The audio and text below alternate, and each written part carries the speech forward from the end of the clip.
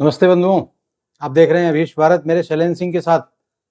और आज एक बहुत बड़ा माइलस्टोन फैसला आया सुप्रीम कोर्ट से, जो देश ही नहीं बल्कि दुनिया में बहुत ज़्यादा प्रतीक्षा की जा रही थी। राम मंदिर के निर्णय के बाद ये दूसरा ऐसा फैसला है जिसकी सबसे ज़्यादा प्रतीक्षा हो रही थी।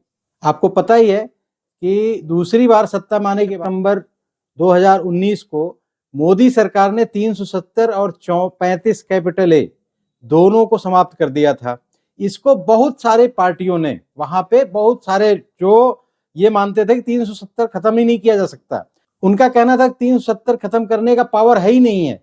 और ये सारी बातें हम डिटेल में डिस्कस करेंगे। और सुप्रीम कोर्ट ने आज क्या बड़े बड़े बातें कही हैं, किस तरह का अपना जजमेंट दिया है, उनका वर्डिक्ट आप देखेंगे, वो इतना बेहतरीन लाइन और लेंथ है उसका कि वो देख के मन प्रसन्न हो जाएगा।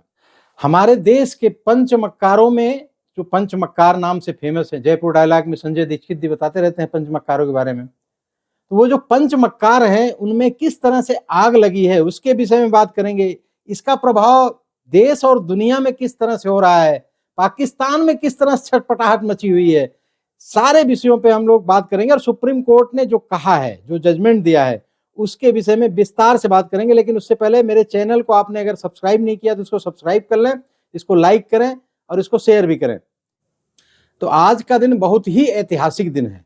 आज भारतीय सर्वोच्च न्यायालय ने, कॉन्स्टिट्यूशनल बेंच, 5 जजों की बेंच ने अपना जो वर्डिक्ट दिया, जो फाइनल जजमेंट दिया 300 एब्रीविएशन ऑफ 370 और 35A को लेकर, कि ये जो मोदी सरकार 2019 में जो अपना निर्णय लिया था कि जम्मू कश्मीर से 370 अब समाप्त की जा रही है, और उसके साथ साथ 35 कैपिटल ए, 5 जजेज बेंच जो कॉन्स्टिट्यूशनल बेंच थी, DY Chandrachud ji chief justice of India, उनके नेतृत्व में बनी थी। Justice Sanjay Kishan Kaul, justice Sanjiv Khanna, justice BR Gavai और जस्टिस सूर्यकांत, इन लोगों ने सामूहिक रूप से यूनानिमस जजमेंट दिया और कहा कि 370 का जो हटाया गया मोदी सरकार द्वारा, वो बिल्कुल वैध है और वैधानिक ढंग से हटाया गया। उसमें जो तर्क था विपक्ष का, उसके विषय में, और उसके बाद जो सरकार का पक्ष है उसको, और फिर जो सुप्रीम कोर्ट ने कहा, ये तीनों विषय को बड़ी सूक्ष्मता से समझने की जरूरत है। इसके बहुत दूरगामी परिणाम होने हैं आने वाले समय में। ये ऐसा मसला नहीं है कि ये शांत हो जाएगा। अभी ही सब रोना धोना शुरू हो गया है। उधर कोई गजल गा रहा है, शायरो शायरी कर रहा है गम में, और कोई कह रहा है कि ये तो कैपिटल सेंटेंस है, जैसे फांसी हो गई। तो बहुत सारी बातें हैं। तो इसमें याचिकाकर्ताओं की तरफ से तर्क दिए गए। इनका मेन कहना था कि चूंकि जम्मू एंड कश्मीर की संविधान सभा, जो कॉन्स्टिट्यूशनल असेंबली बनी थी, वो डिसॉल्व हो गई है, बहुत सारे लोग उसमें मर गए, बहुत सारे लोग समाप्त हो गई वो, तो बिना उसकी सहमति के 370 नहीं हटाया जा सकता। इनका तर्क है कि या तो संविधान सभा रही होती उसकी सहमति से, या वहां जनता द्वारा चुना गया कोई विधान परिषद, विधानमंडल, विधानसभा रही होती, उसके द्वारा बिना रिकमेंडेशन के कोई भी इस तरह का अगर एक्ट पास किया गया जो 370 को खत्म कर रहा है, वो मान्य नहीं होगा। क्योंकि ये 370, उनका कहना है कि अस्थाई प्रोविजन हो गया, जबकि संविधान सभा समाप्त हो गई है, तो फिर वो तो अस्थाई मान लिया जाए। इसी राज्य में 370 1D, जिसका रेफरेंस देखिए, कहते हैं कि इसके आधार पे बिना वहां की विधान परिषद या संविधान परिषद से सहमति के आप वहां पे कोई कानून नहीं बदल सकते। सरकार का कहना था कि इसी आर्टिकल 371D के तहत 6 बार वहां पे राष्ट्रपति शासन लागू हो चुका है जम्मू एंड कश्मीर में, और कभी भी चुनौती नहीं दिया गया आज तक। तो आज ऐसा क्या हो गया? आज भी राष्ट्रपति शासन लागू किया गया, और राष्ट्रपति शासन लागू करने का ये मतलब नहीं है कि आप वहां पे कोई कानूनी संशोधन नहीं कर सकते हैं। याचिकाकर्ताओं का यह भी तर्क था कि चूंकि विधान परिषद नहीं है, वहां राष्ट्रपति शासन लागू है, तो वहां पे कोई भी इस तरह का संशोधन करने का अधिकार ही नहीं है संसद को, भारतीय संसद को। इस पर सरकार का कहना था कि वहां की कानून व्यवस्था को सही से सुचारू रूप से चलाने के लिए ही आर्टिकल 356 के तहत वहां पे राष्ट्रपति शासन लागू किया। और इस आर्टिकल 356 को जो वहां पे राष्ट्रपति शासन लागू किया गया, इसको दोनों सदनों से हमने पास भी करवाया था, तो फिर कोई दिक्कत भी नहीं होनी चाहिए। इस पर सुप्रीम कोर्ट ने कहा कि राष्ट्रपति शासन को चुनौती देना ये वैध नहीं है। मतलब राष्ट्रपति शासन जो लागू किया गया उसको चुनौती देना असंवैधानिक है। और दूसरा उन्होंने जो बड़ी बात सुप्रीम कोर्ट ने कही, उसने कही कि जम्मू एंड कश्मीर के पास विलय के बाद जब डॉक्यूमेंट्स ऑफ एक्सेशन साइन हो गया, उसके बाद कोई आंतरिक संप्रभुता नहीं है। जो भी संप्रभुता है वो भारतीय संविधान में है, उसकी अलग से कोई इंडिविजुअल संप्रभुता नहीं है, जो ये लोग प्रूव करने में लगे हुए थे कि नहीं जी वहां तो अलग संविधान है, अलग व्यवस्था है। तो सुप्रीम कोर्ट ने बहुत क्लियर शब्दों में ये बता दिया है, जब से जम्मू एंड कश्मीर का विलय भारत में हुआ तब से ही उसके पास कोई इंडिविजुअल अपना राइट नहीं रह गया, इंडिविजुअल कोई संप्रभुता नहीं रहेगी। सारी संप्रभुता हमारे संविधान में, हमारी जनता में निहित है और देश की जनता में निहित है। उनके लिए अलग से कोई इंडिविजुअल इस तरह का कोई विशेषाधिकार नहीं दिया जाएगा। और उन्होंने ये भी कहा कि ये, इस पे हमने पिछली वीडियो में भी बताया है और उसका लिंक भी है। आप जब इनकी बहस चल रही थी, ये जब पूछा, सुप्रीम कोर्ट ने बहुत क्लियर बताया कि ये जो प्रोविजन था 370, ये टोटली लिखा हुआ है कि ये टेम्पोररी एंड ट्रांजिट है। तो इसमें जब टेम्पोररी है तो इसको समाप्त कर दिया राष्ट्रपति ने, तो इसमें नई बात क्या है, बहुत क्लियर जजमेंट है। और उन्होंने ये भी कहा कि 370 के साथ जो 371 ए और 300 बी की बात करते हैं कि और सब राज्यों में भी इस तरह के विशेष राज्य का दर्जा दिया गया है, तो सुप्रीम कोर्ट का कहना है कि ये 370 का जो सेक्शन है जो जम्मू कश्मीर में लगाया गया था, ये टेम्पोररी था। 371 और जो इस तरह के और भी राज्यों में दिए गए हैं विशेष अधिकार, वो स्पेशल प्रोविजंस हैं।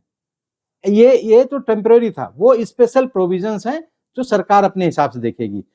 और याचिकाकर्ताओं में आपको पता ही है, कपिल सिब्बल, गोपाल सुब्रमण्यम, दुष्यंत दवे जैसे भारी भरकम लोग, 16 लोग थे याचिकाकर्ता, वकील भी उनके। इन लोगों का कहना था कि 370 में कोई भी बदलाव या संशोधन वहां की चुनी हुई सरकार से सहमति की जरूरत है। लेकिन सुप्रीम कोर्ट ने स्पष्ट कहा, राष्ट्रपति के आदेश को प्रतिबंधित नहीं किया जा सकता, उस पर कोई रोक नहीं लगाई जा सकती। याचिकाकर्ताओं के वकील का यह भी कहना था कि राज्यों को केंद्र शासित प्रदेश बनाना ये आर्टिकल 3 का उल्लंघन है। तो इसमें सरकार का पक्ष जो था, यह तो केंद्र और राज्य के विषय के संदर्भ में है और इस विषय में केंद्र ऐसा कानून बना सकता है, ऐसा कर सकता है, जो कि घाटी वाला क्षेत्र में अलगाववाद, उग्रवाद, आतंकवाद जैसी घटनाएं बहुत ज्यादा हो रही थी, बहुत ज्यादा बुरी तरह से वो आतंकवाद से प्रभावित क्षेत्र था। इसलिए जम्मू एंड कश्मीर को अभी बनाया गया है, टेम्पोररी ढंग से केंद्र शासित प्रदेश बनाया गया है। लद्दाख को यूनियन टेरिटरी परमानेंट घोषित कर दी गई है और यह उनको पावर है। और यही बात सुप्रीम कोर्ट ने भी डीटू की। तो मोटा मोटी जितना भी तथ्य, जितना भी भ्रम इस देश में फैलाया गया था 370 को लेके, जितना इकोसिस्टम ने भारत में इस तरह का माहौल बना रखा था कि 370 तो कभी खत्म ही नहीं हो सकता, मोदी सरकार कई जन्म ले ले नहीं खत्म कर सकती, ये फारूक अब्दुल्ला और मुफ्ती मोहम्मद, ये सारे जितने भी बामी कौमी और इस्लामी है, सब चिल्लाते रहते थे। आज इनका सपना चकनाचूर हो गया। इनको पहले लग रहा था कि सुप्रीम कोर्ट में तो सारे अपने भाई बंधु वामपंथी विचारधारा वाले बैठे हैं, वो कुछ न कुछ करेंगे जरूर, लेकिन आज इनको बहुत रोना आ रहा होगा।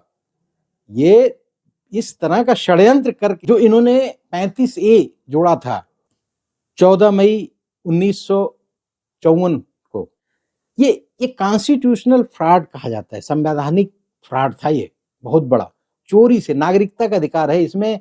आज तक वहां पे गरीबों को, जो दलित हैं, जो सफाई कर्मी हैं, या जो बाहर से, जो जब भारत का बंटवारा हो गया, पाकिस्तान बना दिया, वहां से भाग भाग के जो लोग कश्मीर आए थे, हिंदू लोग जो वहां पे प्रोसिक्यूटेड थे, उनके साथ उनको नागरिकता तक नहीं दिया। मतलब वो प्रदेश सरकार में चुनाव में वोट डालने का अधिकार नहीं था उनको, केंद्र सरकार में था, प्रदेश में सरकार बनाने का अधिकार नहीं था। और वो 20 85 साल से वहां रह रहे थे, 50 साल से ज्यादा जब विभाजन हुआ था उस समय से रह रहे थे, और उनको वोट डालने का राइट नहीं दिया था, उनको नौकरी पाने का अधिकार नहीं था, उनको शिक्षा ग्रहण करने का अधिकार नहीं था। आप सोचिए किस तरह का ये कितना बड़ा फ्रॉड इस देश के साथ हुआ 370 और 35 कैपिटल ए को लेकर। चलिए कोई बात नहीं, अंत भला तो सब भला। जस्टिस संजय किशन कौल ने एक बहुत बड़ी बात अपने अलग से, उनका एक सेपरेट वर्डिक्ट में उन्होंने अपना बात रखी। उन्होंने ट्रूथ रिकंसिलिएशन कमीशन बनाने की बात की। जो प्रोसिक्यूटेड थे, जो भाग के यहाँ प्रवासी आए थे, जो पाकिस्तान बनने के बाद वहां से हिंदुओं को खदेड़ा गया, या जो कश्मीर से जो हिंदुओं को भगाया गया,